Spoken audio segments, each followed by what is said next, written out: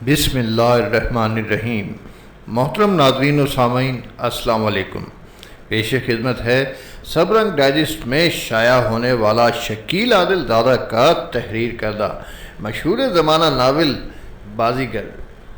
मोहतरम सामीन, अब तक आप बाज़ीगर की 63 अक़सात समाअत फरमा चुके हैं और अब हाजिर है किस्त नंबर 64। उसने उछल के बिट्ठल से अपना फासला और कम कर लिया। बिट्ठल का चाकू भी बाएं हाथ में था।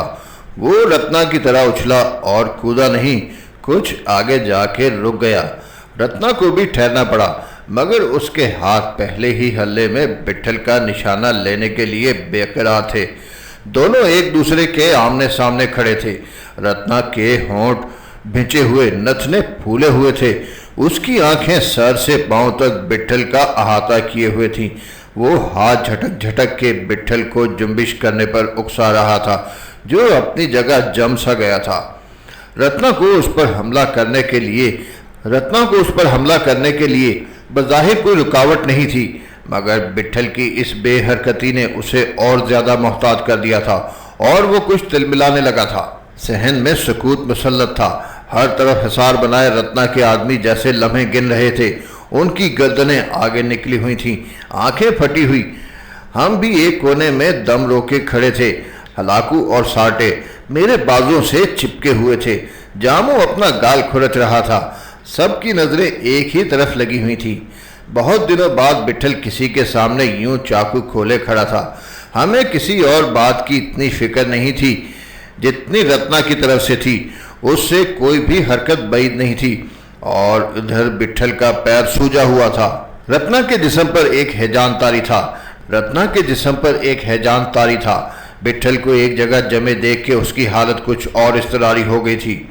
वो पीछे नहीं हटा, अलबत्ता एक तरफ हो गया, जो पीछे हटने ही के मुतरादिफ था। बिट्ठल वहीं खड़े खड़े मुड़ गया। रत्ना ने उसे एक भपकी दी, कारगर नहीं हुई तो वो दाएं तरफ हो गया। बिट्ठल को फिर दाएं तरफ अपना रुख बदलने में दुश्वारी नहीं हुई। 3-4 बार वो यही अमल दोहराता रहा। उसका ख्याल होगा कि बिट्ठल के लिए इस हालत में चलना मुश्किल है, चुनाचा वो उसे जितना थका सकता हो थका दे। लेकिन बिट्ठल जिधर वो चला जाता, एक पल में उसी तरफ मुंह कर लेता। उसने एक कदम भी नहीं बढ़ाया।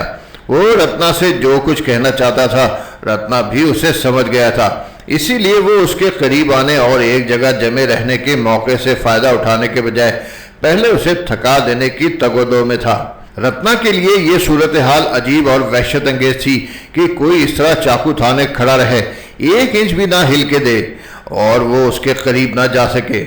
अगर बिट्ठल ने यह तय कर लिया था कि वो यूं ही अपने महवर पर घूमता रहेगा, तो रत्ना ने भी इसी तकरार की ठान ली थी। रत्ना की जगह कोई दूसरा होता तो कुछ दूर जाके और फासला बढ़ा के बिट्ठल की तरह एक जगह जम जाता और जब तक वो हरकत ना करता उस वक्त तक तहम्मुल करता। शायद इस तरह बिट्ठल को बढ़ना ही पड़ता, मगर रत्ना को हरदम ये एहसास होगा कि उसके सामने कौन है। इसलिए वो उसके करीब आने और उस पर झपटने से पहलू बचा रहा था। मुबादा बिट्ठल कुछ और ही सोचे हुए हो। किसी पर भी ये एहसास हरदम गालिब रहता। मशहूर था कि बिट्ठल को सिर्फ इरादे की देर लगती है। उसके उठे हुए हाथ हवा में उड़ते हुए परिंदों के मानिंद होते हैं, जिनका कोई पता नहीं चलता कि वो किस तरफ मुड़ जाएं, कौन सी शाख पे जा बैठे।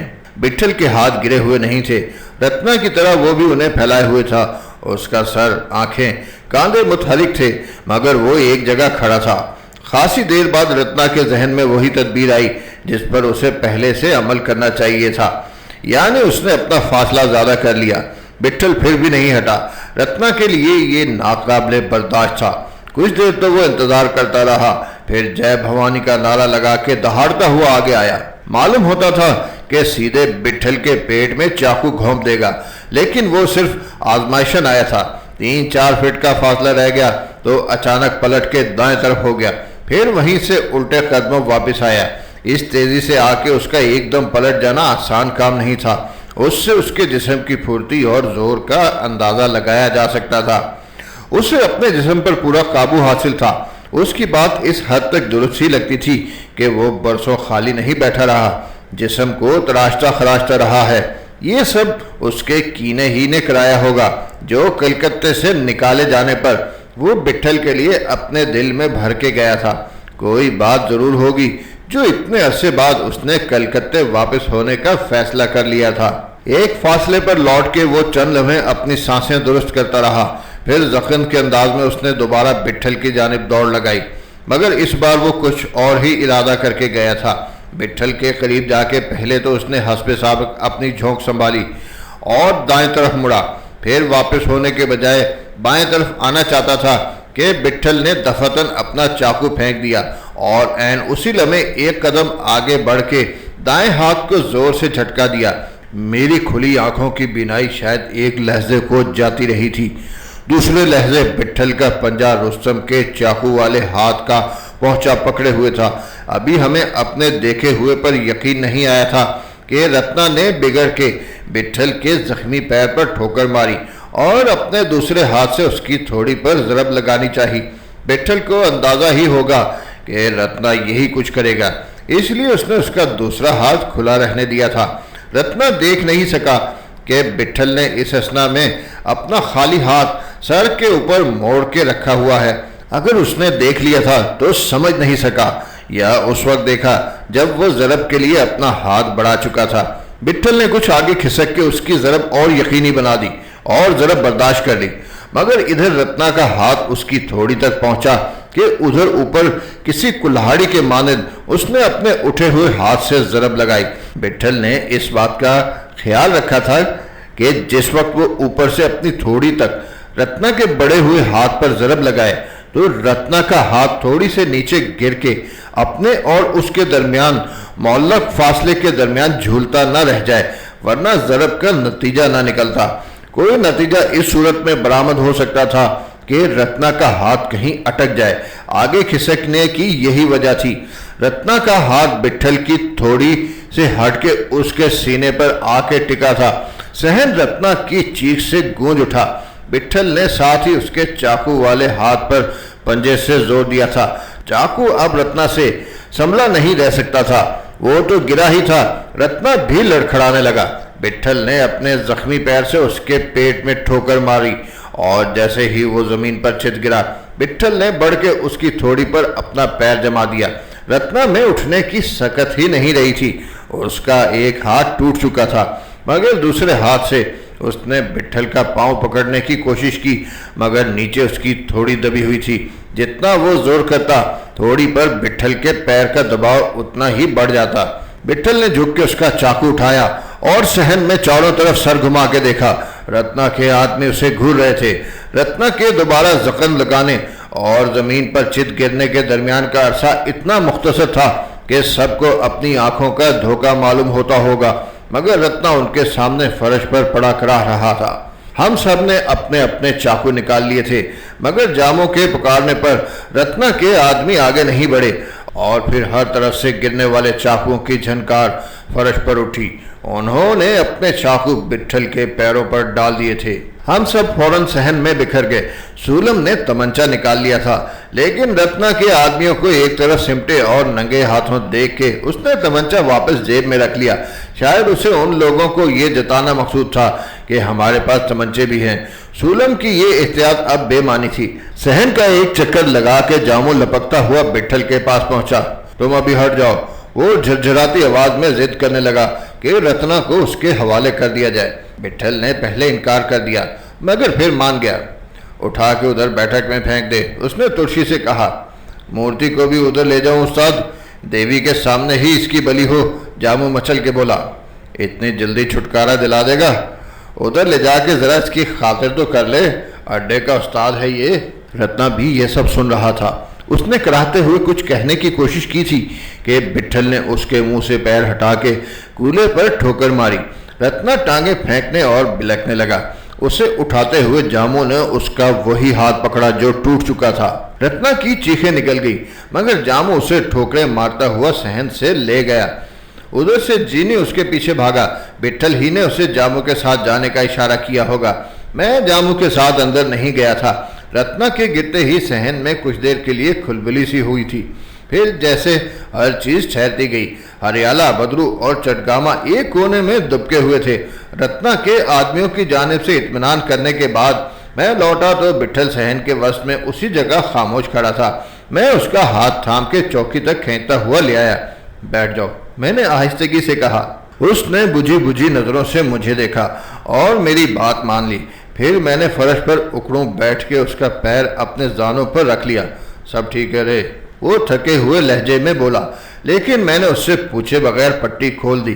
कपड़े का रंग सफर की गर्द और चप्पल से मैला चिकट हो गया था। वही हुआ जिसका मुझे अंदेशा था। पूरा पैर फूला हुआ था। साफ दिखाई देता था कि अंदर से पक चुका है और ऊपर तक पहुंच रहा है। मेरी समझ में नहीं आया कि क्या करूं।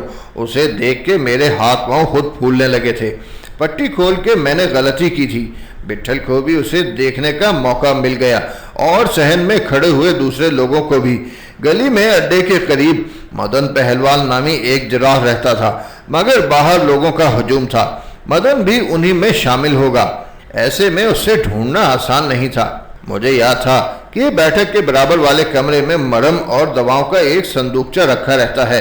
मुमकिन है अब भी वो उसी जगह हो, लेकिन अब आर्जी दवाओं का वक्त निकल चुका था। मदन को फौरन तलाश करना चाहिए था। मैं किसी को बुला के और उसे बिट्ठल के पास छोड़ के बाहर मदन के पास जाने को सोच ही रहा था कि गली में शोर उमड़ा और सीटियां बजने लगी।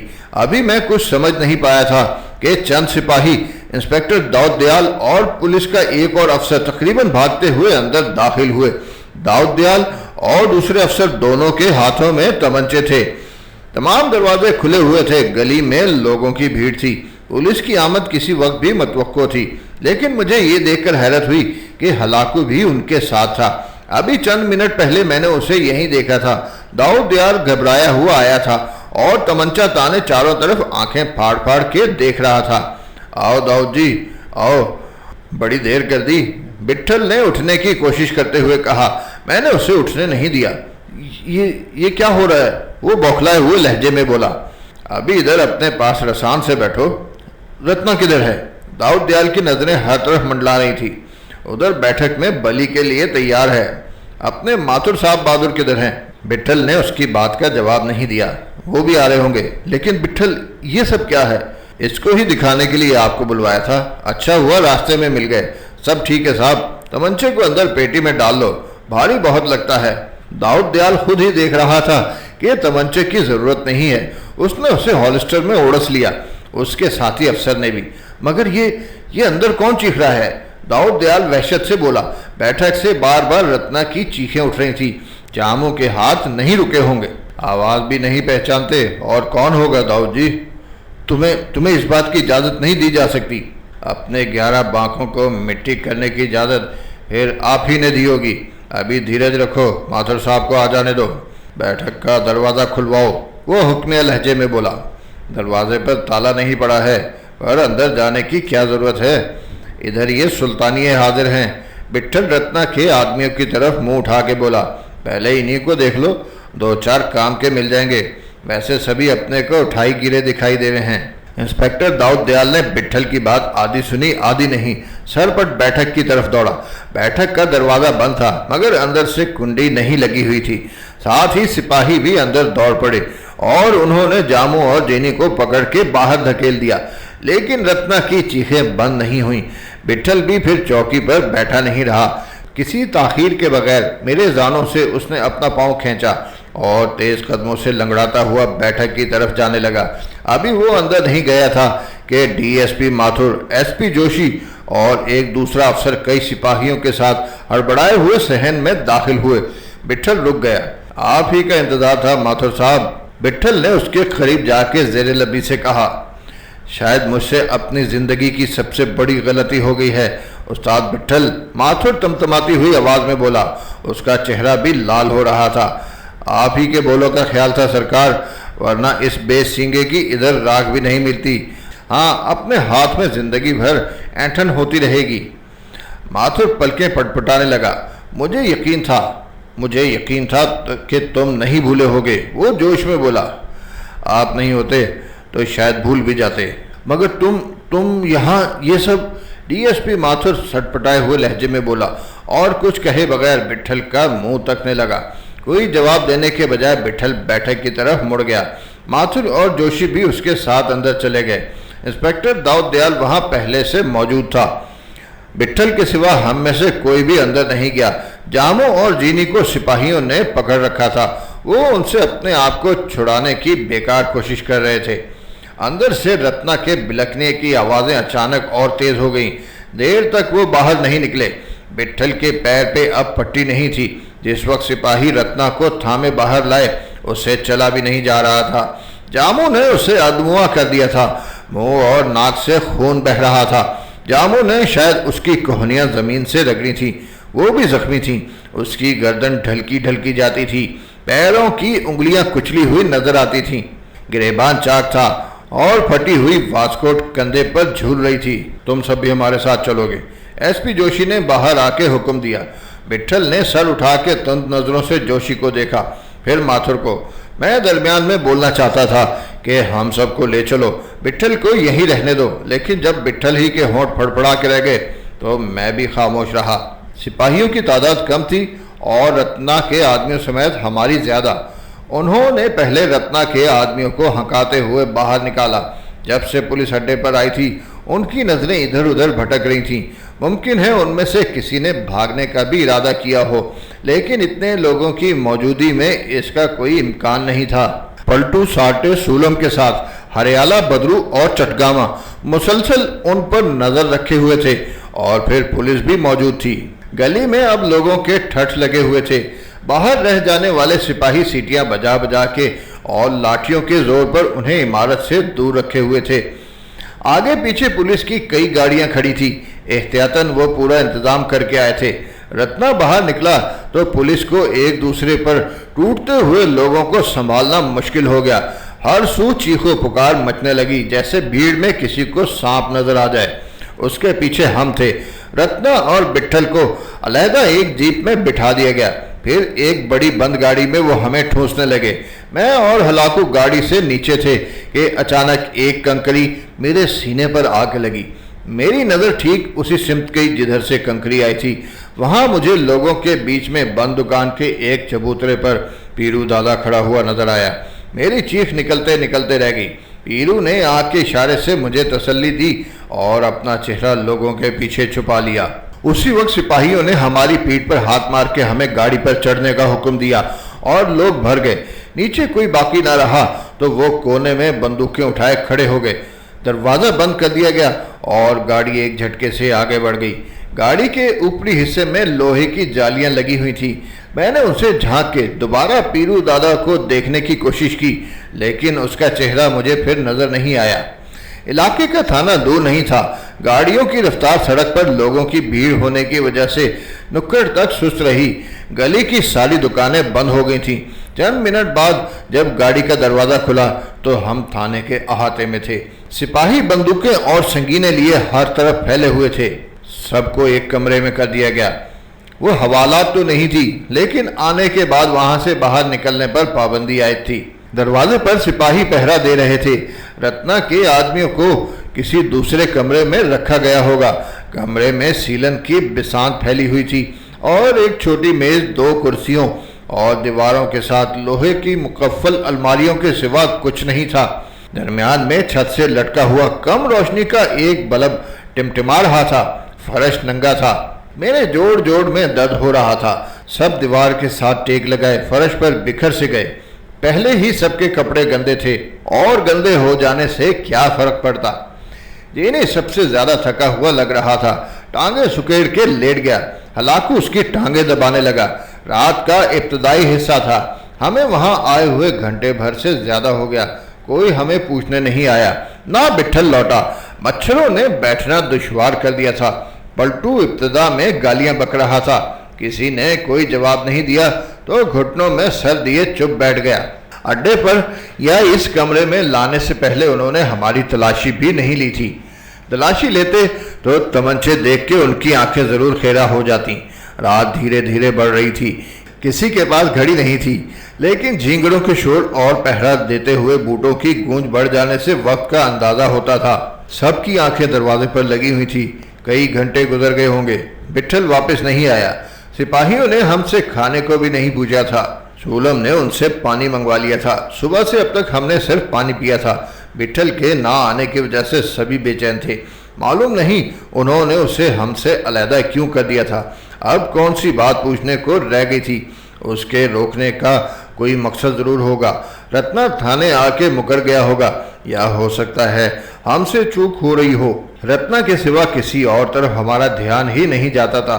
ऐसी हालत में कोई भी एतराफ़ कर लेता, मगर जैसे ही रत्ना के हवास दुरुस्त हुए होंगे उसे अपने कहे हुए की अहमियत का अंदाजा हुआ होगा।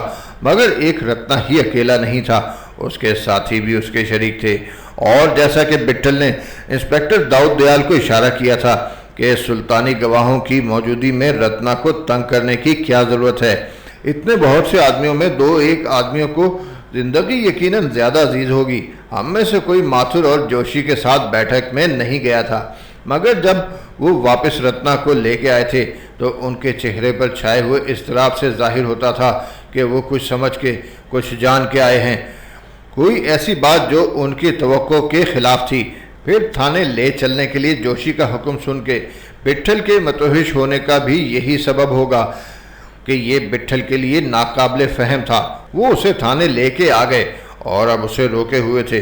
कुछ कहा नहीं जा सकता था कि कब तक यहाँ रहना पड़े।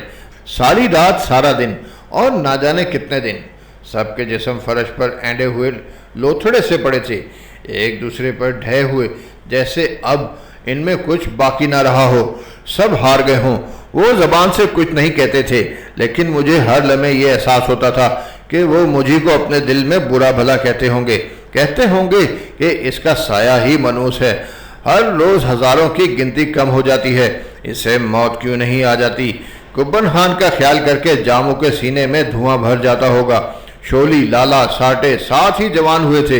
हर बात ज़बान से नहीं कही जाती, आंखें कहती हैं, चेहरा कहता है। उनकी चुभती नज़रें मुझे अपने चेहरे, अपने सारे जिस्म पर महसूस होती थीं और मुझे खुद उनके सामने निगाहें उठाते डर सा लगता था। आधी रात का वक्त होगा। हलाकू ने मुझे झंझोड़ा, लाडली सुन रहा है? मैंने हड़बड़ा के उसे देखा। थाने में अचानक किसी के चीखने चिल्लाने की आवाज़ें उठने लगी थी। कोई बुरी तरह आहो बका कर रहा था। आवाज़ें करीब की नहीं थीं, सब चौंक उठे। एक ख्याल मेरे दिल में सर्दी की लहर की तरह उठा और मैंने फौरन उसे झटक दिया। कोई जानी पहचानी आवाज़ नहीं थी। फिर वो सदाएं बढ़ती गईं। जीने भी उठ के बैठ गया। सूलम ने दरवाजे के पास जाके सिपाहियों से पूछा, किसकी मुंडाई हो रही है? तेरे भाई बंदी होंगे रे, वो हकालत से बोला। सूलम का पूछना बेकार था, सिपाहियों को क्या मालूम होगा, वो तो कब से यहीं खड़े पहरा दे रहे थे। सड़ाक सड़ाक और चीखें, एक के बाद एक बदलती हुई आवाज़। ये आवाज़ें बहुत देर तक थाने के दरोबाम में सनसनाती रहीं, कभी मदम कभी तेज। फिर एकदम गहरी खामोशी तारी हो गई। कोई आध घंटे बाद हमें अपने कमरे के बाहर चापें सुनाई दी। वो हमारी ही तरफ आ रहे थे। सब खड़े हो गए। उनमें विट्ठल की चाप अलग से पहचानी जा सकती थी। मेरा सर घूमने लगा। चंद ही लम्हों में इंस्पेक्टर दाऊद दयाल के साथ विट्ठल कमरे में दाखिल हुआ। मेरी नज़र सबसे पहले उसके पैर पर गई और मेरी गर्दन खुद ब खुद जामू के शाने पर ढलक गई। जामू ने मुझे जोर से चिमटा लिया। विट्ठल के पैर में सफ़ेद पट्टी बंधी हुई थी। दाऊद दयाल दरवाजे ही से लौट गया। विट्ठल फर्श पर बैठ गया। सब उसकी तरफ सवालिया निगाहों से देखने लगे। रात उतार दो रे, ये जगह भी बुरी नहीं है, कुछ खाया पिया तो नहीं होगा? वो की साली नहीं है उस्ताद, साटे मुंह बना के बोला। सवेरा होने में ज़्यादा टाइम नहीं है, थोड़ी देर पर्दा डाल लो, विट्ठल ने जमाही लेते हुए कहा। नींद भी नहीं पड़ रही है उस्ताद, हलाकू दबे लहजे में बोला और मचल के कहने लगा। तुम बोलो, कैसी रही? सवेरा लौटने दे रहे। विट्ठल टांगे फैला के फर्श पर लेट गया। साटे उसका सर अपने जानों पर रख के आहिस्ता आहिस्ता दबाने लगा। मोहतरम नाज़रीन और सामीन, आपसे गुजारिश है कि उर्दू की तरक्की व तरवीज में भरपूर हिस्सा लें। हमारी ऑडियो कुतुब को अपने दोस्तों और अजीज़ व क़ारिब में मुतारिफ़ कराएँ। पसंद आने पर लाइक करें और कमेंट्स में अपनी कीमती राय से ज़रूर आगाह करें। अगर आपने ये चैनल सब्सक्राइब कर लिया है तो हम आपके बहुत ज़्यादा शुक्रगुजार हैं। अगर नहीं किया तो फ़ौरन सब्सक्राइब कर लें ताकि आइंदा आने वाली तमाम ऑडियो कुतुब बर वक्त आपको मिल सकें। सुबह होने में अभी बहुत देर थी। सभी करवटें बदलते रहे। विट्ठल को भी नींद नहीं आई थी। दरवाजे पर खड़े हुए पहरेदार भी बेंच पर बैठ गए थे। विट्ठल ने कुछ नहीं बताया था और जानने की हिम्मत ही नहीं थी। पीरू, जोरा, मार्टी और अब्बा जान भी उधर होटल में जाग रहे होंगे। अब्बा जान ने पीरू से ज़रूर पूछना चाहा होगा कि ये सब क्या हो रहा है। न जाने पीरू ने उन्हें क्या जवाब दिया होगा। कहा होगा, बड़े साहब आप क्यों फिक्र करते हैं, अभी बहुत से लोग जिंदा हैं। ऐसा मालूम होता था कि सूरज आते आते कहीं रुक गया है या रास्ता ही भूल गया है। रात खिंचती ही जा रही थी। अम्मी जान बचपन में हम सब से कहा करती थीं, खुदा ने हर चीज़ की एक हद मुकर्रर की है, खुदा के सिवा किसी को भी दवाम नहीं है। शायद अंधेरे की हद भी तमाम हो गई थी। रात की चादर खींचते खींचते आखिर फट गई। अम्मी जान की बातें उस वक्त कभी हमारी समझ में आती थीं, कभी नहीं।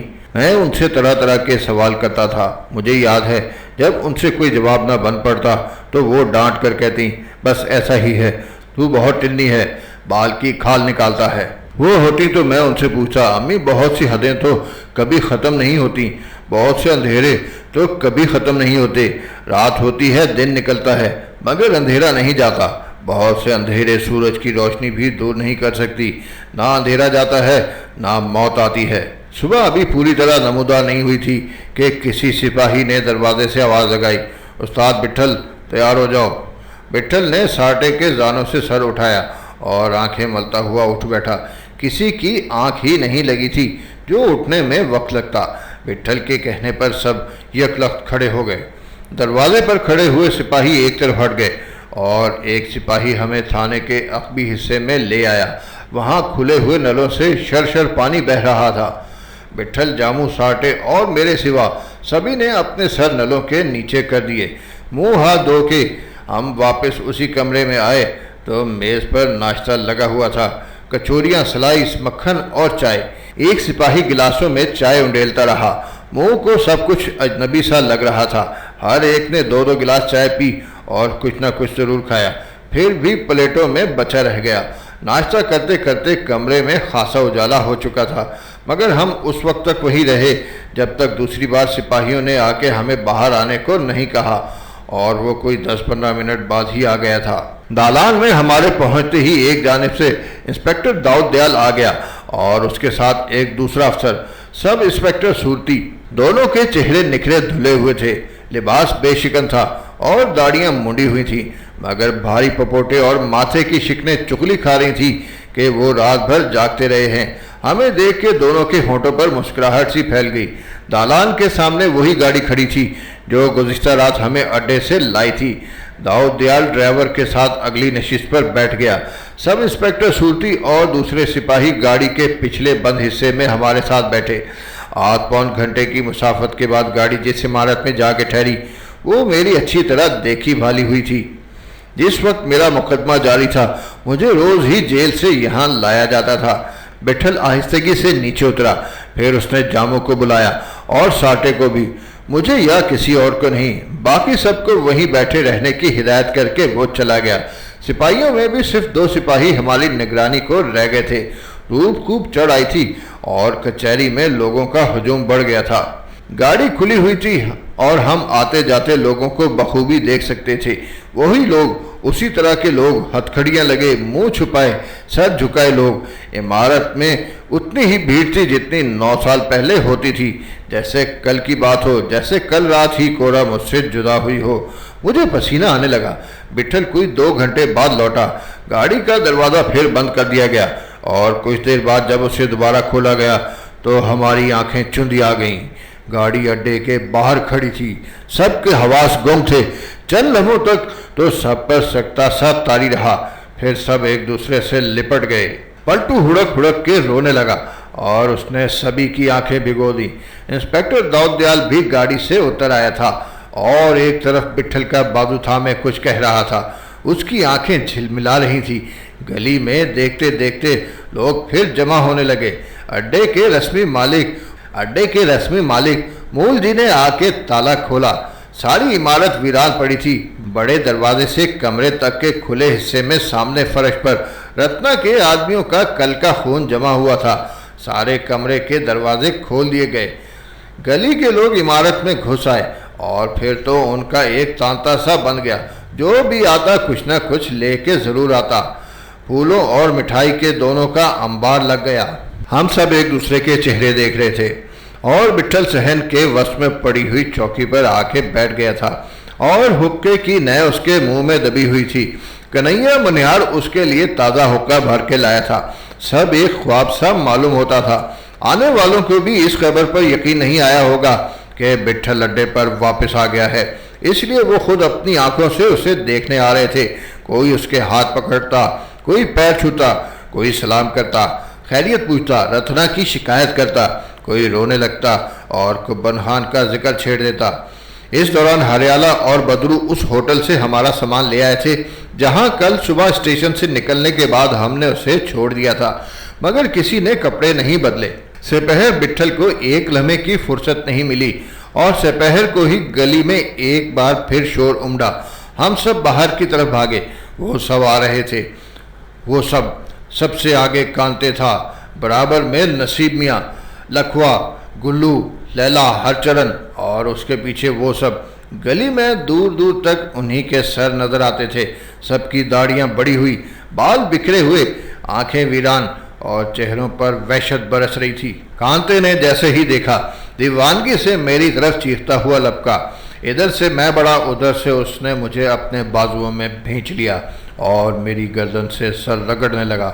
वो बार बार मेरा चेहरा देखता और मुझे जकड़ लेता, मेरे गालों को प्यार करता, कभी मेरी थोड़ी चूमता, कभी पेशानी, फिर मेरे सीने पर उसका सर ढलक गया। वो सिसकने लगा। मैं उसे संभालना चाहता था, मगर मेरा जिस्म खुद रेदा रेदा हो गया था। उसे दिलासा देते हुए मेरी ज़बान कांपने लगी और आंखों से आंसू फूट पड़े। अच्छा ही हुआ कि जामू ने झट बीच में आके उसे मेरे बाजुओं से खींच लिया और नसीब मियाँ मेरे सीने से लिपट गए। फिर गुल्लू, लैला, हरचरण, अकबर, लखवा, पत्तन, किसी को कुछ होश ही ना रहा। होश उस वक्त आया जब विट्ठल की भारी आवाज़ गूंजी, अंदर चलो रे।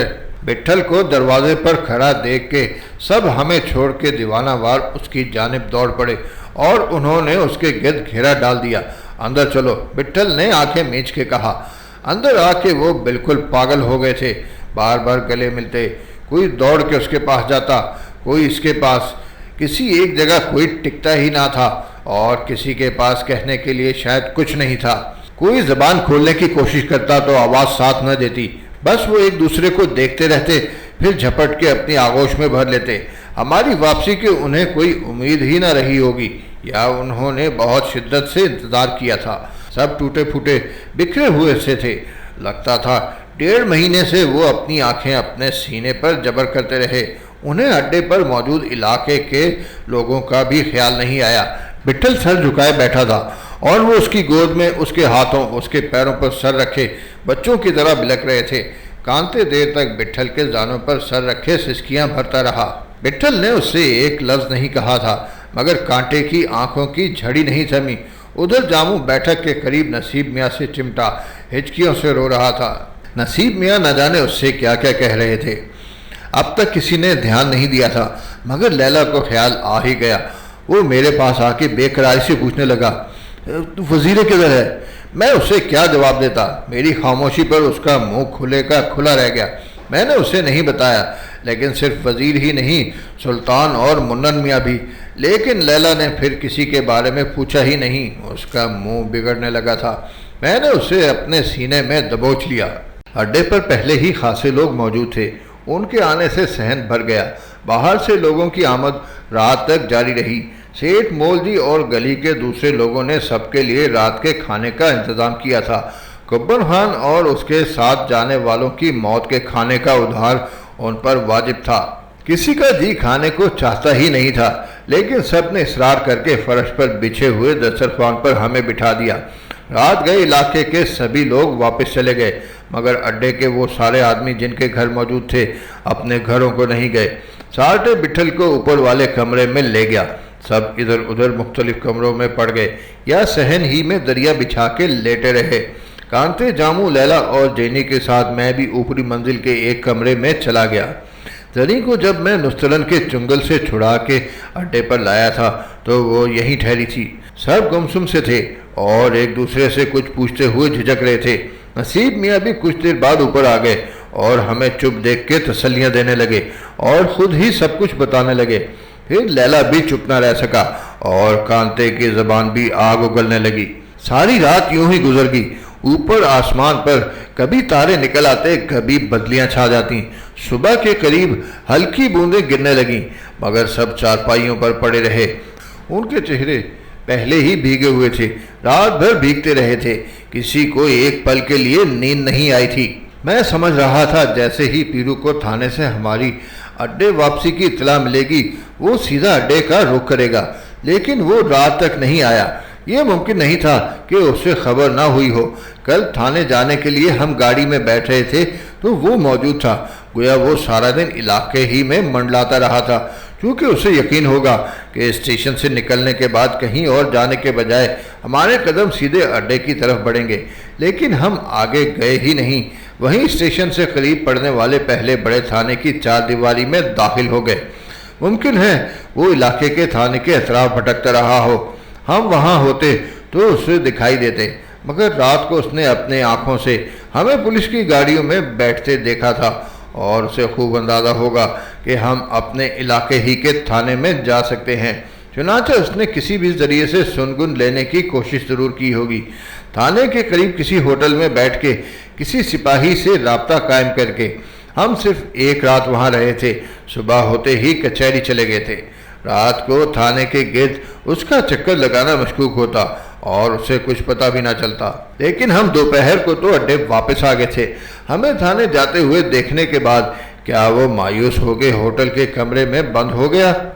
उसके ख्याल में थाने से हमारा एक तो लौटना मुश्किल था और उसका इधर उधर के लोगों से हमारे बारे में पूछना नुकसानदेह साबित हो सकता था। यकीनन ऐसा नहीं होगा। वो हाथ पर हाथ रख के नहीं बैठ सकता था। उसे सब मालूम होगा। जानने के बावजूद वो नहीं आया। उसे कुछ इत्मीनान हो गया होगा, या वो बिट्ठल की तरफ से बुलावे का मुंतज़िर था। अड्डे पर हमारी वापसी और रत्ना के अंदर जाने के बाद वो ज़्यादा महफूज हो गए थे। मुझे बार बार ख्याल आता था अगर हम सीधे अड्डे पर चले आते तो शायद सब कुछ बदला हुआ होता। हम एक दिन बाद इस तरह अड्डे पर मौजूद ना होते। कहाँ होते कुछ भी नहीं कहा जा सकता था। बेशक फिर सीने पर इतना बोझ ना होता। रत्ना और उसके आदमियों को लाशों में तब्दील करने के बाद ही हम अड्डे से निकलते और उसके बाद जो कुछ होता देख लेते। लेकिन उसके बाद क्या होता? जितने लोग यहाँ मौजूद थे उनमें से फिर कोई भी बाहर ना आता।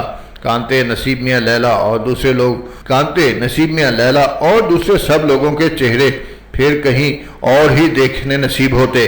रत्ना को ख़त्म करने और अड्डे पर बैठ जाने के बाद पुलिस को हमारे पास पहुँचने में देर ना लगती।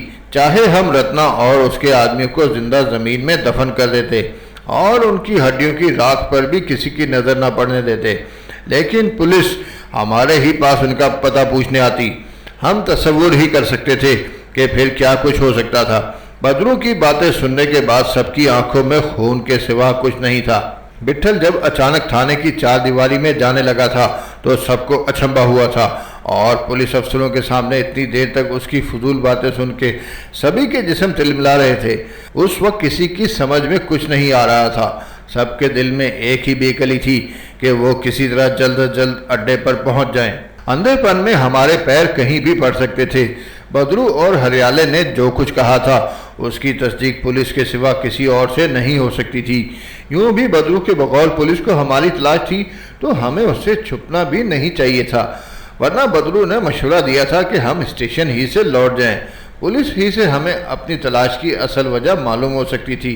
हम अड्डे की तरफ जा रहे थे, लेकिन हो सकता था कि हम कभी वहां ना पहुंच पाते।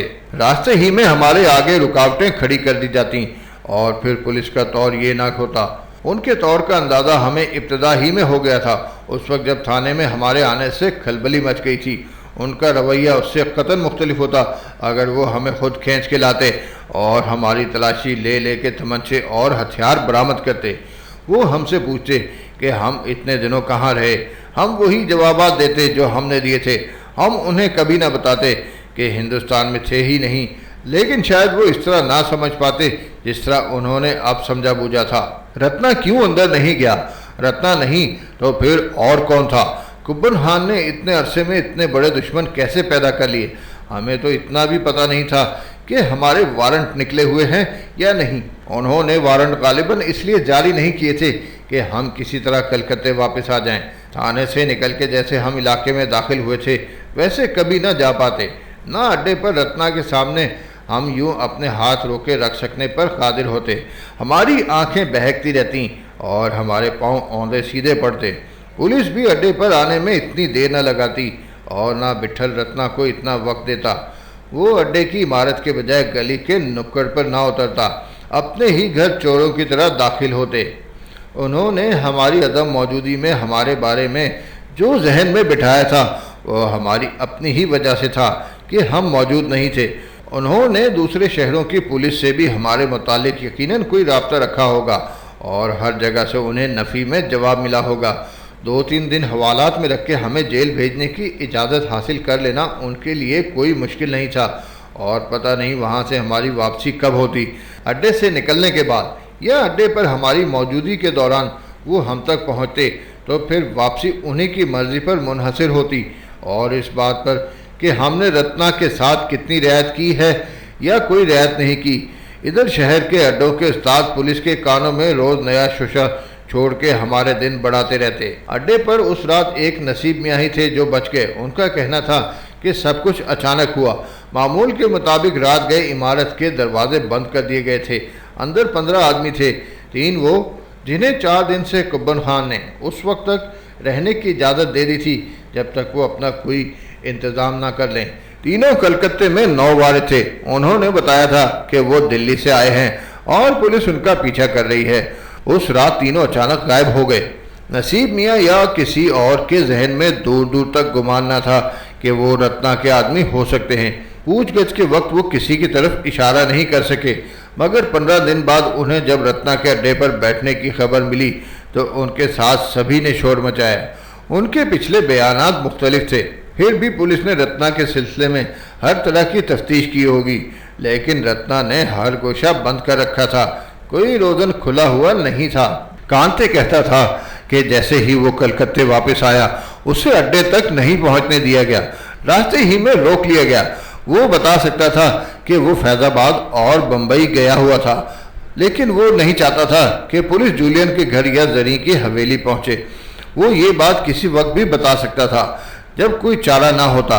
गाड़ी से उतरने के बाद उसके लिए भी सब कुछ अजीब और नाकाबिले फहम था। वो सीधा अड्डे की तरफ जा रहा था, लेकिन उसे जेल पहुंचा दिया गया। वहां अड्डे के दूसरे साथी भी मौजूद थे। कांते ने उनकी बातों और पुलिस के रवैये से अंदाज़ा लगा लिया था कि अभी जेल से बाहर निकलना उसके और दूसरों के लिए मुफीद नहीं रहेगा। शायद इस दौरान विट्ठल वापस आ जाए या पुलिस खुद असल लोगों तक पहुंच जाए। उसे कलकत्ते में चलने वाली हवाएं अक्सर बदली हुई महसूस होती थीं। पुलिस ने उस पर बैद बरसाए। पूछगछ का कोई ऐसा तरीका नहीं रह गया था जो रवा ना रखा गया हो। कांते इनकार करता रहा और दानिस्ता चुप रहा। वो कह रहा था कि उसका दिमाग ही ठीक काम नहीं करता था। अड्डे के इतने लोगों के बीच में भी वो खुद को तन्हा तन्हा महसूस करता था। जो मुनासिब से मुनासिब बात उसके सर में आ सकती थी वो यही थी और वो इस पर कारबंद रहा। इस अरसे में फैज़ाबाद से जमरू, बम्बई से माची छीदा, आसनसोल से उस्ताद मोती उसकी खबर लेने आए। पुलिस उनके पीछे पड़ गई। कांते ने ये कह के उन्हें लौटा दिया कि उस्ताद बस अब आ ही रहे होंगे और वो उन्हें किसी वक्त भी बुला सकता है। जेल में उसके साथी हर लम्हे उस पर जोर देते थे। एक मरतबा उन्होंने जेल से फरार होने का खाका भी बनाया। कांते ने उन्हें मना कर दिया और एक बार रत्ना की तरफ से एक आदमी ने आके उसे पेशकश की कि वो जेल से छूट के अपने पुराने अड्डे ही पर वापस आए। रत्ना उसे अपना मुंतज़िर मिलेगा। रत्ना ने कहलवाया था कि वो उस्ताद विट्ठल का अड्डा खाली नहीं देख सकता था। कांते ने जवाब में रत्ना की तरफ से भेजे जाने वाले आदमी को हाथ फैलाने को कहा। जब उसने हाथ फैलाया तो कांते ने उसकी हथेली पर थूक दिया और बोला कि जाके से रत्ना के मुंह पर मल देना। कांते बता रहा था कि उसने 1.5 महीने का अरसा जेल में नहीं जैसे किसी भट्टी में गुजारा है। बार बार उसके जी में आता था कि वो वाक़े के दौरान अपनी अदम मौजूदगी का सबूत फराहम करके यहाँ से निकल जाए। कांते को भी एहसास होगा कि रत्ना ने किसी बिरते पर यह जुर्रत की होगी, अपने और दूसरों के बल पर। मुबादा उससे कोई लफ्ज़ी सरजद हो जाए, इसलिए कांते खुद को थामे रहा। वो बम्बई से पीरू दादा के आदमियों, फैज़ाबाद से जमरू के साथियों, लखनऊ से कुब्बन खान के दोस्तों और आसनसोल से उस्ताद मोती के शागिर्दों को कलकत्ते बुला के अड्डे का रुख कर सकता था, मगर उसे अच्छा नहीं लगता था कि औरों के कंधों पर बंदूकें रख के चलाई जाएं। वो खुद ही वहां जाना चाहता था और किसी मुनासिब मौके का मुंतज़िर था। उसे बिट्ठल का भी इंतजार था। बिट्ठल जैसा कि अक्सर कहा करता था कि हथियार उठाने से पहले शीशा देख लो, हथियार सर पर रख के चलाओ। जाहिर है बिट्ठल की मुराद ना तो बाकायदा शीशा देखने से थी, ना हथियार सर पे रखने से। हमारे पास बिल्कुल वक्त नहीं था। पीरू या मैं अब्बा जान को लेकर फैज़ाबाद चले जाते तो वक्त की तंगी का इतना एहसास ना होता जितनी देर हमें थाने में लगी थी। इतनी देर में रत्ना को पीरू, जोरा और मार्टी के बारे में ये खबर नहीं मिल पाई होगी कि वो होटल में ठहरे हुए हैं। बदरू ने अगर पीरू को हमसे बातें करते स्टेशन पर देख लिया था तो बदरू हमारे साथ ही था। शाम ही को हम रत्ना के पास पहुंच गए थे। शाम को हम उसके पास ना पहुंच पाते, थाने में हमें कुछ और वक्त लग जाता। एक रात और एक दिन या कई दिन तो शायद रत्ना कलकत्ते में पीरू की मौजूदगी से बेखबर ना रहता और ये जानने के बाद उसे चाकू उठा के पीरू के सामने पहुंच जाने की ज़रूरत नहीं थी। पुलिस को इशारा कर देना काफ़ी था। पीरू के पास रत्ना की बेखबरी जितना ही वक्त था। पीरू तक पुलिस के पहुंच जाने का मतलब अब्बा जान तक पहुंचना था, जिनके पास जादू के पत्थर संदूक में रखे हुए थे। उनकी एक झलक से ना सिर्फ अब्बा जान और पीरू के सामने के दरवाजे बंद हो जाते, हमारी बाकी जिंदगियों का फैसला भी हो जाता। जितने कम से कम वक्त में हम थाने से निकल जाते, इतना ही हमारे लिए बेहतर था। आने वाला हर लम्हा लटकती हुई तलवार के माने था, जो किसी वक्त भी हमारी गर्दन पर गिर जाता। गो पीरू किसी दीवार, किसी तलवार से कम नहीं था। वो किसी के खुद तक पहुंचने से पहले ही उसकी आहट सूंघ लेता, लेकिन हमें अपने तौर पर उसे उलझन में डालने का खतरा मोल नहीं लेना चाहिए था। हमारे लिए बस यही एक सूरत बेहतर थी कि हम दोबारा थाने वापस आएं तो रत्ना और उसके साथी भी हमारे हमराह हों। सब सवेरे ही उठ गए और नहा धो के कपड़े बदल लिए। नाश्ता किए बगैर अड्डे से निकल गए। इलाके के बहुत से लोग भी हमारे साथ हो गए थे। पहले हम शमशान घाट गए। इतने दिनों में लाला, बिस्वा, मंदिर और करमे की राख भी हवा कहाँ से कहाँ ले गई होगी। जितनी देर मंदिर के पंडित जी कुछ पढ़ते रहे, हम चुप खड़े रहे। वहाँ से हम कब्रिस्तान गए। जिन लोगों ने कुब्बन खान, शोली, फैजू, दुल्हन, नसीरा, बंदे और साधु को दफन किया था, उन्हीं ने उनकी खबरों की निशानदही की। गली में रहने वाले काजी साहब ने तिलावत की। जामों के होशो हवास जाते रहे थे। वो कुब्बन खान की कब्र से चिमट के फूट फूट के रोता रहा। बिट्ठल ने बमुश्किल तमाम उसे वहां से उठाया। वापसी में रास्ते भर जामों गुम बैठा रहा। अड्डे पर आके बिट्ठल ने कई आदमियों को शहर के मुख्तलिफ अड्डों की तरफ जाने की हिदायत की और कहा कि उस्तादों से जाके बोल दें आज रात तक रुका हुआ भत्ता अड्डे पर पहुंच जाए। बिट्ठल ने और कोई दूसरी बात नहीं की थी। मुझे ये सब कबले अज वक्त मालूम होता था। अड्डे के आदमी उसका पैगाम पहुंचा के दोपहर तक लौट आए थे। शाम ही से उस्तादों की आमद शुरू हो गई और रात होने तक जिन जिन को बिट्ठल ने कहलवाया था, शायद ही उनमें से कोई बाकी रह गया हो। कोई उस्ताद ना आ सका तो उसने रकम भेज दी थी और जिसने रकम नहीं भेजी उसने खुद आके बिट्ठल से मोहलत मांग ली थी। बिट्ठल ने उनसे अपने पीछे होने वाले वाकयात के बारे में कोई बात नहीं की थी। वो खुद ही तरह तरह की बातें करते रहे। बिट्ठल चुपचाप सुनता रहा। मरघट और कब्रिस्तान से लौट के बिट्ठल दिन भर बैठा ही रहा था, मगर सुबह चलने से उसका जख्म और बिगड़ गया। दिन में 2 बार मदन पहलवान ने मरम पट्टी की थी और उसे मशवरा दिया था कि वो एक जगह बैठा रहे या बिस्तर पे आराम करे। दोपहर को उसे तेज बुखार आ गया था, लेकिन वो बैठक में आने वाले उस्तादों और दूसरे लोगों से मिलता रहा और हुक्का फूंकता रहा। दूसरा दिन भी गुजर गया। पीरू, जोरा और मार्टी में से कोई अड्डे पर नहीं आया। बिट्ठल जैसे कलकत्ते में उनकी मौजूदगी भूल गया था या वही कहीं रास्ता भटक गए थे। मैंने कई बार सोचा मैं ही बिट्ठल को इशारा करूं और कहूं कि अब मैं अब्बा जान को लेकर फैजाबाद चला जाता हूं, लेकिन बिट्ठल का जिस्म फूंक रहा था। ऐसी हालत में उसे छोड़ के एक लम्हे को भी मेरा कहीं जाने को जी नहीं करता था। अगर वो खुद ही फैजाबाद जाने का इरादा करता तो उससे अच्छी कोई बात नहीं थी। वहीं उसे आराम मिल सकता था। जनी की देखभाल से वो चंद दिन में ठीक हो जाता। जनी उससे उठने ही ना देती और जनी की बात वो टाल ही नहीं सकता था। मगर एक तो ये वक्त उसके कलकत्ते से हटने का नहीं था, ना उसकी हालत फैज़ाबाद तक के सफ़र की मुतहमल थी। वो उन्हें भूला तो नहीं होगा, उसके जहन में कोई ऐसी ही बात होगी जो उसने उन्हें अड्डे पर नहीं बुलाया या कोई आदमी उधर नहीं भेजा, मुझसे भी उन्हें जाके देखने को नहीं कहा। और जब उसने खुद मुझे इजाज़त नहीं दी थी तो मेरे कहने का क्या सवाल पैदा होता था। रात को ऊपरी मंजिल पर सोने के लिए हम लेटे तो कांते मेरी चारपाई पर ही आ गया और मुझसे लिपट के ठंडी ठंडी सांसें भरने लगा। उससे एक बात पूछने के लिए कई मरतबा मेरे दिल में हमक उठी थी, लेकिन कोई मुनासिब मौका ही ना मिला जो मैं उससे शपारा के मुतालिक पूछता। मुझे यकीन था कि दूसरे तीसरे दिन रकम अदा करके वो उसे करीमन बेगम के हाथ से ले आया होगा। बयाना तो वो मेरे साथ ही दे आया था। मैंने झिझकते हुए सरगोशी में उससे शपारे का जिक्र किया तो वो बेचैन हो गया। मुझको समझ नहीं आती कि तूने अब तक उसके बारे में कोई बात क्यों नहीं करी। वो उदासी से बोला, क्या तू जानता था कि उस रात मैंने तुझसे झूठ बोला था? कैसा झूठ? मैं उठ के बैठ गया। तुझको मेरी बात का यकीन आ गया था? क्या कह रहा है? मैंने तुर्शी से कहा। मैंने उस रात तुझसे झूठ बोला था। तुझे नीचे छोड़ के चेक हाथ में थामे जब मैं ऊपर पहुंचा तो सिवाय बाजे तबले वालों के उधर कोई नहीं था। उन लोगों ने बोला कि करीमन सवेरे ही इधर से शपारों के लेके भाग गई है। नहीं नहीं, मैंने डूबती हुई आवाज़ में कहा।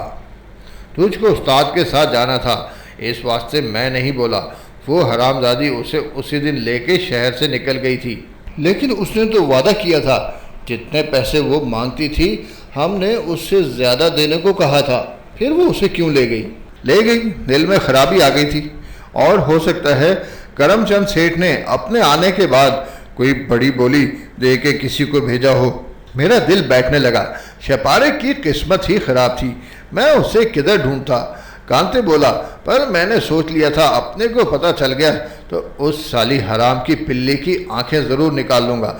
मैंने जमरू को फैज़ाबाद, कुब्बन खान के लंगोटियों को लखनऊ और माछी को बम्बई में चिट्ठी डाल दी थी कि आसपास जिधर भी इस चौकटे की औरत दिखाई दे अपने को तुरंत लिखो। तो क्या वो तुझे मिल गई? मैंने बेताबी से पूछा। वो नहीं मिली। ये तीसरे दिन की बात है। मैं नीचे बैठक में आके बैठा था कि टलवा भागता हुआ आया। बोला, कांते उस्ताद, अभी उधर एक माई बुरका ओढ़े खड़ी तुम्हारा नाम लेती है। अपना सर घूम गया। जाके देखा तो वो एक कोने में दुबकी खड़ी थी, मुंह ढका हुआ था। मत पूछ लाडले अपना क्या हाल हुआ। देर तक सर से पैर तक उसको देखता रहा। क्या वो शपारे थी? मैंने उछल के पूछा। यही तो मैं बोलता हूँ, अपना मगज बिल्कुल फिर गया था। कांते ने मुझे जोर से दबोच लिया। वो शपारे ही थी। वो तेजी से बोला और कहने लगा कि वो अकेली थी। उसके हाथ लरज रहे थे, गुलाबी पाँव खाक और धूल में अटे हुए थे, बुरके पर शिकनें पड़ी हुई थी। कांते उसे किसी ताखीर के बगैर ऊपर के फ्लैट में ले आया। उसने नकाब उल्टी तो कांते को उसका चेहरा देखने का मौका मिला। शपारे के रुखसारों पर सफ़ेदी छाई हुई थी, आंखें वीरान और सहमी हुई थी। कांते भाई, मैं आ गई हूँ, उसने कांपती हुई आवाज़ में कांते से कहा और बताया कि करीमन बेगम उसे ज़बरदस्ती यहाँ से ले गई। उसने लाख मना किया, करीमन ने उसकी एक न सुनी। वो उसके साथ चली तो गई, लेकिन रास्ते भर रोती हुई और उसने रास्ते ही में दिल पक्का कर लिया। बनारस के स्टेशन पर गाड़ी ठहरी तो करीमन बेगम सो रही थी। शपारे नीचे उतर आई और दूसरे प्लेटफार्म पर खड़ी हुई गाड़ी में बैठ गई। वो गाड़ी इलाहाबाद जा रही थी। इलाहाबाद से वो कलकत्ते जाने वाली गाड़ी में बैठ गई। वो जनाने डिब्बे में बैठ के डिब्बे से तभी उतरी जब कलकत्ता आ गया। रिक्शे में बैठ के वो सीधी अड्डे पर चली आई। कांते ने उसे सीने से लगा लिया। वो बहुत निडाल थी। कांते ने उसके लिए दोपहर तक जोड़ा सिलवाया। अड्डे पर शोली, लाला और कुब्बन खान के सिवा किसी और को उसने शपारे की सूरत नहीं देखने दी। कुब्बन खान दिन में कई मरतबा उससे पूछने जाता था। लाला और शोली भी हर वक्त उसकी चौकसी में रहते थे। 4 दिन तक वो जरी की तरह अड्डे ही पर रही। कांते कहता था जब तक उसका असल रंग चेहरे पर वापस नहीं आया उसे नींद नहीं आई। 4 दिन में वो सब से बहुत मानूस हो गई थी। कुब्बन खान को भाई साहब कहती और कुब्बन खान उसे भिन्नो कह के मुखातिब करता था। यहाँ उसका ज़्यादा दिनों तक रहना ठीक नहीं था। ना कलकत्ते में कोई मकान लेके उसे तनहा रखा जा सकता था। कुब्बन खान का इसरार था कि मेरी वापसी तक शपारे को गांव में उसकी माँ के पास भेज दिया जाए। कांते ने उसका मशवरा नहीं माना। वो उसे फैजाबाद में जरी की हवेली में ले जा सकता था, मगर वहाँ पहले ही खासे लोग थे। 4 दिन बाद रात को कांते उसे लेकर अड्डे से बाहर निकला और बम्बई जाने वाली गाड़ी में बैठ गया। दूसरी तरफ से कुब्बन खान, लाला और शोली स्टेशन पर आ गए। शोली ने उससे बालियां, लाला ने चूड़ियां और कुब्बन खान ने बहुत सी चीज़ें दे के रुखसत किया। जूलियन छपारे से मिलकर बहुत खुश हुई। कांते ने उसे सब कुछ बता दिया था। जूलियन भी अकेली अकेली वीरान वीरान सी रहती थी। छपारे के आ जाने से जैसे उसका कोई खोया हुआ अजीज मिल गया हो। कांते ने जब उससे कहा ये लाडले की अमानत है, तो बोली मेरे लिए उनकी जगह है। वो वहाँ ठहरा तो सिर्फ 2 दिन, लेकिन ये इत्मीनान करके ही उसने वापसी का इरादा किया कि छपारे वहाँ पर खुश रहेगी। 4 महीने में वो 4 बार बम्बई गया और हर मरतबा फैज़ाबाद होता हुआ आया। कांते के मुताबिक उसके नाम मेरे मुंतकिल किए हुए रुपयों में से उसे एक सदाम निकालने की ज़रूरत नहीं पड़ी। मैंने बैंक में उसके नाम कृष्णा जी के दिए हुए रुपयों में से 2.5 लाख रुपए मुंतकिल किए थे। 2,25,000 छपारे के लिए और 25,000 एहतियातन मज़ीद किसी खर्च के लिए। करीमन बेगम के नसीब में ये दौलत नहीं थी, तो मैं और कांते क्या कर सकते थे। मैंने कांते के हाथ चूम लिए। रात भर वो मुझे उसकी बातें सुनाता रहा। मेरा बस चलता तो मैं उस वक्त उड़ के छपारे को देखने पहुंच जाता। घरेलू लिबास में वो बिल्कुल बदली हुई नज़र आती होगी, जैसे फम्मी घर में नज़र आती थी। बिखरे बाल, सर पर ना दुपट्टे का होश, ना पैरों में जूती, घर में इधर से उधर फुदकती हुई। आवाज़ें पड़ती रहें, एक लम्हे बावर्ची खाने में, दूसरे लम्हे छत पर कपड़े फैलाने। चंपा बेगम के कोठे पर उसका रंग ही कुछ और था, किसी गुड़िया की तरह सजी हुई जिसे जहाँ चाहो उठा के रख दो। फम्मी जैसे अपनी रूह के बगैर जिंदा थी। कांते कह रहा था जब भी वो बम्बई जाता छपारे पहला सवाल यही करती, कांते भाई कोई खत आया, कब आ रहे हैं। कांते हर मर्तबा उससे झूठ बोल के चला आता। तीसरे दिन सुबह बिट्ठल ने टैक्सी मंगवाई और मुझे अपने साथ बैठने को कहा। मैं समझा कि वो पीरू से मिलने जा रहा है। पीरू और अब्बा जान को देखे हुए 3 ही दिन हुए थे, लेकिन मालूम होता था कि एक मुद्दत गुजर गई है। टैक्सी शहर की सड़कों पर घूमती रही और सियालदा स्टेशन पर आके ठहर गई। मुझे बड़ी हैरत हुई, बिट्ठल से चला नहीं जा रहा था। वो मेरा हाथ थामे आहिस्ता आहिस्ता कदम रखता हुआ पुल अबूर करके प्लेटफार्म पर आ गया। गाड़ी प्लेटफार्म पर लगी हुई थी। वो फर्स्ट क्लास के एक डिब्बे में जाके बर्थ पर लेट गया। हमारे साथ कोई सामान नहीं था। कहाँ जा रहे हो? मुझसे जब्त नहीं हुआ तो मैंने पूछ लिया। बिटिया के पास। वो धीमे लहजे में बोला। और वो लोग? मैंने झिझक के पूछा। आ जाएंगे रे, अभी गाड़ी चलने में कुछ ही देर होगी कि पीरू दादा, जोरा, मार्टी और अब्बा जान मुझे कुलियों के साथ प्लेटफार्म पर आते दिखाई दिए। वो गाड़ी के पिछले हिस्से की तरफ जा रहे थे कि मैं उतर के उनके पास पहुंच गया। इधर इधर बिट्ठल भाई इधर हैं, मैंने हाँफती हुई आवाज़ में कहा। पीरू ने मुझे टांगों से उठा के ऊपर कर लिया। मेरी नज़र फौरन अब्बा जान पर गई। वो मुस्कुरा रहे थे। इतने दिनों बाद मैंने उनके चेहरे पर मुस्कुराहट देखी थी। पीरू मुझे उठाए उठाए उनके पास ले गया। बड़े साहब, अभी इसको देखते हो, एकदम अरबी घोड़ा के माफिक है। क्या बोलते हैं उसको? दुलदुल दुलदुल। वो कहा लगाते हुए बोला और उसने मुझे ऊपर उछाल के फर्श पर फेंक दिया। अब्बा जान मेरी कमर पर थपकी देते हुए आगे बढ़ गए। डिब्बे में दाखिल होते ही वो सब बिट्ठल की बर्थ की तरफ लपके। पीरू बिट्ठल का जिस्म जगह जगह से ठोंकने लगा। बिट्ठल ने चमकती हुई आंखों से सबको बारी बारी देखा और उठने की कोशिश की तो पीरू ने उसकी छाती पर हाथ मार के उससे उठने नहीं दिया। अब्बा जान बिट्ठल के सिराने बैठ के उसका माथा छूने लगे। उन्होंने उसकी नब्ज भी देखी। बिट्ठल ने गर्दन उनके हाथों पर डाल दी और अब्बा जान ने उसका चेहरा अपने ही हाथों में भींच लिया। शायद उनके आने ही की देर थी। गाड़ी प्लेटफार्म पर रेंगने लगी। उन्होंने सामान सूटकेसों और चर्मी थैलों में भर लिया था। 2-1 टीन के बक्से भी थे। सबके कपड़े साफ सुथरे उजले थे। अब्बा जान का हाथ बना हुआ था। सर पर दुपल्ली टोपी, कुर्ता पाजामा, ऊपर से बंडी पहने हुए थे और चेहरा भी उजला उजला निखरा निखरा था। तिब्बत में हमने जिस भक्षु को देखा था वो उससे कतई मुख्तलिफ था, लेकिन वो बहुत दुबले और कमज़ोर लग रहे थे। हड्डियां गिनी जा सकती थी। रास्ते में सिर्फ 2 टिकट चेकर, एक बुरादवान स्टेशन पर, दूसरा मुगल सराय पर, टिकट चेक करने आए थे और मुतमईन होकर चले गए। मगर जब तक गाड़ी फैज़ाबाद तक नहीं पहुंच जाती, हमारे मुतमईन होने का सवाल पैदा नहीं होता था। पिछला तजुर्बा सामने था। गाड़ी किसी जगह ठहरती तो पुलिस के आने का धड़का लगा रहता। कोई एक मामूली सिपाही डिब्बे में अचानक आके हमारे सामान पर उंगली उठा सकता था और वो तलाशी का मुतालबा करता तो इनकार कैसे किया जाता। इनकार में जोर तभी हो सकता है जब ऐसा सामान साथ ना हो जो हम छुपाए हुए थे।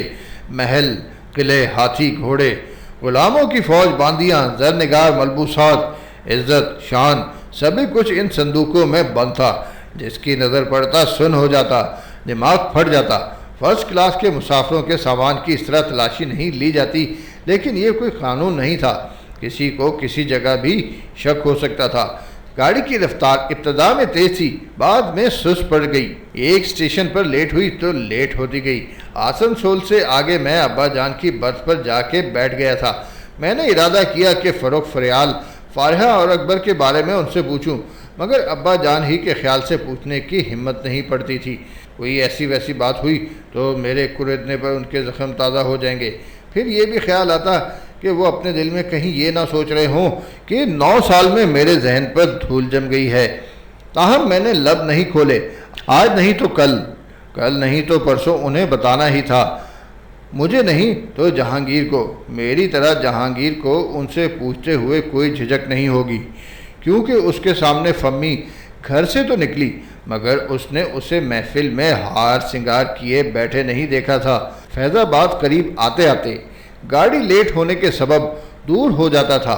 गाड़ी को रात में किसी वक्त पहुंचना था, लेकिन वो सारी रात गुजार के कहीं सुबह 5 बजे फैज़ाबाद के इलाके में दाखिल हुई। मैं दरवाजे का दस्ता थामे स्टेशन आने का इंतज़ार कर रहा था। जनी खानम, निसा, मुनीर अली, जोहरा, जहांगीर, सबके चेहरे बार बार सामने आ जाते थे।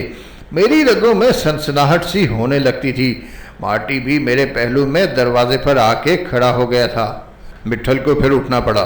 स्टेशन पर मुसाफिरों का मेला लगा हुआ था। हमने कुछ देर भीड़ छटने का इंतज़ार किया, तब बाहर निकले। गेट पर टिकट चेकर ने एक सरसरी नज़र हमारे टिकटों पर डाली, फिर सामान पर। एक पल को उसकी आंखों में तलखी सी उभरी, मगर वो मुस्कुरा के दूसरे मुसाफिरों की तरफ देखने लगा। कुलियों ने हमें फौरन टांगों तक पहुंचा दिया। टांगे के झटके बिट्ठल के पैर के लिए तकलीफ दे होते, लेकिन कोई और सवारी ही नहीं थी। स्टेशन से कुछ दूर ही चुंगी पड़ती थी। टांगा आगे निकल जाता, मगर सड़क के बीच में एक दुबले पतले पस्त कद आदमी ने हाथ उठा के उसे रोकने का हुक्म दिया। कुछ नहीं है मेरे सरकार, कोचवान ने घोड़े की बागें थामते हुए हंस के कहा। चुंगी वाले ने उसकी बात नहीं सुनी और पायदान पर रखे हुए बक्से छू के मुंह बनाते हुए बोला, क्या है? हीरे जवाहरात हैं, बिट्ठल ने गूंजती हुई आवाज में कहा। उसने नाराजी से बिट्ठल की तरफ सर उठा के देखा, लेकिन पलकें झपका के रह गया। ठीक ठीक बताओ, वो किस्मसा के बोला। ठीक ही बोला है, इधर चुंगी में हीरे जवाहरात ले जाने के क्या दाम होते हैं? बिट्ठल ने नरमी से कहा। रदन्ना काट दो, सामान खोल के दिखाओ। टंटा मत करो बादशाह, पीरू ने दृष्टि से कहा। अपन को जल्दी है। उसने 10 रुपए का नोट निकाल के उसके हवाले किया। रदन्ना काट के रखना, वापसी में अपन इधर से ले लेंगे। सामान दिखा के दाम लगेंगे। चुंगी वाला तांगे का पहिया थाम के बोला, जैसे तांगा रोक लेगा। कोचवान ने उसे बीच में समझाने की कोशिश की। हमसे बोला, 10 रुपये और दे दो जनाबे अली। 10 रुपये का रदन्ना कट जाएगा तो बाकी क्या बचेगा? कुछ गरीब लोगों का भी ख्याल कीजिए। ऐसा है? पीरू ने जेब से 10 रुपये का एक नोट और निकाला। ऐसा है तो पहले बोलता, इधर खाली पीली आंखें क्यों निकालता है? साला अपने को क्या समझ के बम मारता है? कोचवान ने चुंगी वाले को आंख मार के इशारा किया। उसने वहीं खड़े खड़े चुंगी पर बैठे हुए मुंशी को दोनों पंजे खोल के 10 का हिंसा बनाया और दौड़ के रसीद ले आया। चलते चलते वो सलाम करना नहीं भूला। नाराज मत होना जनाब। तांगे वाले ने चाबुक उठा के घोड़े पर जोर से मारा। घोड़ा सर पर शहर जाने वाली सड़क पर दौड़ने लगा। हमारे पास चुंगी की रसीद थी, लेकिन आगे किसी मोड़ पर किसी सिपाही ने हमें नहीं रोका। सिर्फ मिठाई और दूध की इक्का दुक्का दुकानें खुली हुई थी। सड़कों पर वैसे सन्नाटा छाया हुआ था। बाजार से गुजर के हवेली तक जाने वाला रास्ता मुख्तसर था। मेरे दिल में साएं साएं सी हो रही थी। हवेली करीब आ रही थी। अब्बा जान को देख के जहांगीर की क्या हालत होगी और जनी बिट्ठल को देख के क्या कहेगी। मैंने अपनी आंखें बंद कर लीं। कुछ ही देर में हवेली हमारे सामने थी। आगे फाटक पर खींच ले बलमा। मेरे बोलने से पहले बिट्ठल ने ऊंची आवाज में कोचवान से कहा, उसने बागें खींच ली और तांगा हचकोले खाता हुआ ठहर गया। सबसे पहले मैं नीचे उतरा। हवेली का फाटक बंद था। बूढ़ा चौकीदार शेरा वहां मौजूद नहीं था। हीरू ने बिठल को सहारा दे के नीचे उतारा। अब्बा जान, जोरा और मार्टी नजरें घुमा घुमा के हवेली देख रहे थे। बाहर से सारी इमारत का रंग गेरुआ था और वो किसी छोटे किले से मुशाबा थी। मैं भाग के दरवाजे पर पहुंचा और मैंने जोर जोर से कुंडा खटखटाना शुरू कर दिया। कौन है? अंदर से शेरा की लड़खड़ाती आवाज़ गूंजी। साथ ही उसने फाटक की खिड़की खोल दी। मुझे सामने देख के वो आंखें मसलने लगा और बौखलाए हुए लहजे में चीखा, लाडले मियाँ, शेरा चाचा। मैंने उससे कोलिया में भर लिया। मुझे ये एहसास भी नहीं रहा कि अब्बा जान पीछे आ रहे हैं। जैसे ही शेरा की नज़र बिट्ठल पर पड़ी, वो उछलने लगा और मेरी गिरफ्त से आज़ाद होकर उसकी जानिब भागा। अभी तक चल रहा है रे? बिट्ठल उसका बाजू झंझोड़ते हुए बोला। तुमने जो इधर बांध रखा है, बिटिया रोके हुए है। बिटिया कैसे है? बिट्ठल ने तमतमाए हुए लहजे में पूछा। अपने से मत पूछो, खुद ही देख लेना। जाके जल्दी बोल, इधर क्या सता रहा है? शेरा जस्ते लगाता चीखता हुआ अंदर इमारत के दरवाजे पर जाके किवाड़ धड़धड़ाने लगा। कोचवान, पीरू, मार्टी और जोरा जल्दी जल्दी सामान उठा लाए। शेरा को ज़्यादा चिल्लाने की ज़रूरत नहीं पड़ी। किसी ने आहिस्ता से दरवाज़ा खोला और भिड़े हुए पटों से पूछा, क्या बात है शेरा चाचा? मैंने आवाज़ पहचान ली, वो जरी ही थी। देखो कौन आया है, शेरा ने घबराई हुई आवाज़ में कहा। जरी ने कुछ और नहीं पूछा, एक झटके से दरवाज़ा खोल दिया। मेरी आंखें धुंधला गईं। जरी के सरापा का एक झमाका सा हुआ। पहले तो वो ज़रा सी ठिठकी, फिर किसी सहमी हुई हिरनी की तरह बिजली की तरह कूदती चबूतरे की सीढ़ियाँ फलांग के बिट्ठल के सीने से आ लगी। बिट्ठल उसके सर पर अपना सर रखे, आंखें नीचे, लम्हों तक चुप खड़ा रहा। जनी बुरी तरह सिसकने लगी थी। ना ना, बिट्ठल बोझल लहजे में बोला, आ गई हूँ री। आपके तू जब बोलेगी जब ही लौटूंगा, नहीं बोलेगी तो नहीं जाऊंगा। बिट्ठल ने उसकी थोड़ी उठा के चेहरा सामने किया और उसकी पेशानी चूमने लगा और उसकी पिघलती हुई आंखों पर अपने होंठ रख दिए। जरी सरता पाल लड़द रही थी। उसे यह भी ध्यान नहीं रहा था कि कुछ अजनबी लोग भी खड़े हैं। हम सब उसी की तरफ देख रहे थे। मेरी सांस तेज तेज चल रही थी। बिट्ठल ने सर झुका लिया। समझ ली? बिट्ठल ने अपने बाजुओं का हिसार खोल के अब्बा जान की तरफ इशारा किया। इधर देख, पहचान तो कौन है ये? चेहरा कुछ जाना पहचाना लगता है। जरी की भीगी पलकें पटपटाने लगीं। उसे फौरन अपने दुपट्टे का होश आया। बिट्ठल ने अपनी आस्तीन से उसकी आंखें पोंछ दी थीं। जरी का चेहरा आग की तरह दहक रहा था। उसने लरसते होंठों से गर्दन खम करके सटपटाते हुए अंदाज में अब्बा जान को सलाम किया। अभी संभालो इसे बाबा, देख लो फम्मी जैसी है नहीं। फम्मी के नाम पर अब्बा जान चौंके, जरी भी। उसने हवास बाख्तगी से पहले मेरी तरफ देखा, फिर अब्बा जान की तरफ और उन्हें दोबारा सलाम किया। अब्बा जान ने आगे बढ़ के अपने कांपते हाथ उसके सर पर रख दिए और कुछ नहीं बोले कि बिट्ठल ने फम्मी का नाम क्यों लिया है। वो गुम से हो गए थे। उसी लम्हे जहांगीर अंदर के दरवाजे पर समंदर की लहर के मानिंद उमड़ता हुआ आया। उसने पहले मुझे देखा और मेरी तरफ बढ़ता था, लेकिन बिट्ठल से जाके लिपट गया। अब्बा जान जरी के सामने दरवाजे की जानिब पुष्ट किए खड़े थे, इसलिए उसकी नज़र उन पर नहीं जा सकी। उसके स्थान गुमान में भी ना होगा कि अब्बा जान यहाँ आ सकते हैं। वो कैरी हड्डी का शुरू ही से था, अब और लंबा हो गया था, बांस की तरह ऊपर उठता जा रहा था। बिट्ठल ने उसके कूल्हे पकड़ के उससे ऊपर उछाल दिया। कैसा है शेखू पिया? वो अपना सर उसके पेट से रगड़ते हुए बोला। पहले मिट्टी तो दे दे। बाबा, हम आपसे बहुत नाराज़ हैं, वो मचल के बोला। एक खत भी नहीं लिखा, एक सतर भी नहीं। उंगलियां ही जाम हो गई थी रे। आप वादा करके गए थे, किसी से 2 लफ्ज़ नहीं कहलवा सकते थे। 6 महीने में 5 मिनट भी आपको नहीं मिले। माफ़ कर दे शहजादे, गलती हो गई। जहांगीर उसके गले में बाहें डाल के झूल गया। बाबा, रोज़ आपका इंतज़ार होता था। जरी बाजी सुबह शाम शेरा चाचा से पूछती थी। डाकिया गुजर गया। आप ऐसे कहाँ चले गए थे? कितनी दूर? वहाँ से खत भी नहीं आ सकता था क्या? वो एक ही सांस में ना जाने क्या क्या कहता रहा और बिट्ठल सर हिलाता रहा। ज़रा दीदे खोल, देख तो तेरे लिए क्या लाया हूँ। क्या है? जहांगीर बेताबी से बोला। मुझे कुछ नहीं चाहिए, आप और बाबर भाई आगे यही बहुत है।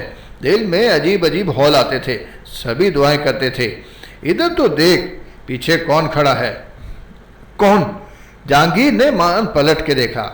अब्बा जान उसकी बातें सुन रहे थे और उनकी आंखों से ज़ारो कतार आंसू जारी थे। जहांगीर उन्हें देख के महबूत रह गया। अब्बा जान ने अपने हाथ फैला रखे थे। वो किसी सहरज़दा मामूल की तरह उनके बाजुओं में छुप गया, फिर जैसे सूता फूट पड़ा। ऐसा गरज गरज के रोया कि सभी की आंखें जलने लगी। अंदर से मुनीर अली, खानम, ज़ोहरा, सलमा, मज्जू मियाँ, अरशद और नीसा सभी आ गए थे। नीसा और बड़ी हो गई थी। मुझे देखा तो दीवानी सी हो गई। उसे देखने को मेरा दिल बहुत चाहता था। पहाड़ों में कितनी ही बार मुझे उसका ख्याल आया था। कभी कभी ऐसा महसूस होता था कि नीसा मेरे साथ साथ ही चल रही है। कृष्णा जी कहते थे कि आदमी कभी कहीं अकेला नहीं जाता, उसके हम सफ़र बहुत से लोग होते हैं जिन्हें वो छू नहीं सकता, पर जिन्हें देखता रहता है, जिनसे बातें करता रहता है। नीसा की परछाई भी जैसे मेरे साथ ही गई थी और मुझे एक ही बात सताती रहती थी कि कहीं वो हवेली में आके पछताती ना हो, कोई उससे नाराज़ ना हो गया हो, चुपके चुपके रोती ना हो। उसका रंग और खुल गया था। शहाबी शहाबी ऐसी बदली हुई लग रही थी जैसे मैं पहली बार देख रहा हूँ। मेरे पास दौड़ी हुई आई और करीब आके एक लम्हे को सहम के रुक गई। बाबर भाई, वो सिसकारी भरते हुए बोली। दूसरे ही लम्हे बेख्तियार मैंने उसे खींच के अपने पहलू में समेट लिया। मैं उसे संभालता नहीं तो शायद वो अपने पैरों पर थमी न रहती। सिर्फ एक बार उसने मुंह उठा के मुझे बसोती नज़रों से देखा और अपना चेहरा मेरे शाने में छुपा के सिसकने लगी। मैं उसे रोकना चाहता था कि दूसरी तरफ से सफ़ेद साड़ी में मलबूस खानम मेरे पहलू में आके खड़ी हो गई थी। वही रंगो रूप, झील जैसी आंखों में मोती लरसते हुए। खानम की उम्र बढ़ते हुए वक्त के साथ कुछ घट रही थी। चेहरे पर नूर सा बिखरा हुआ था। मैंने बढ़ के उसके कंधे पर अपना माथा टिका दिया। खानम की नरम और नाजुक लंबी लंबी उंगलियां जिनसे वो सितार बजाया करती थी मेरी गर्दन पर मंडलाने लगी। उसके पीछे ज़ोहरा सिमटी खड़ी थी। मुनीर अली लपकते हुए मेरी जानिब बढ़े। वो दोनों पीछे हट गईं। मोहतरम नाज़रीन व सामीन, आपको किस्त नंबर 64 कैसी लगी? अपनी कीमती राय से कमेंट्स में आगाह करें। आपकी राय हमारे लिए बहुत अहम है। आपकी राय से ही हम अपनी कमज़ोरियों से आगाह हो सकते हैं। इस दिलचस्प दास्तान के मज़ीद वाक़यात जानने के लिए किस्त नंबर 65 समाअत फरमाएँ।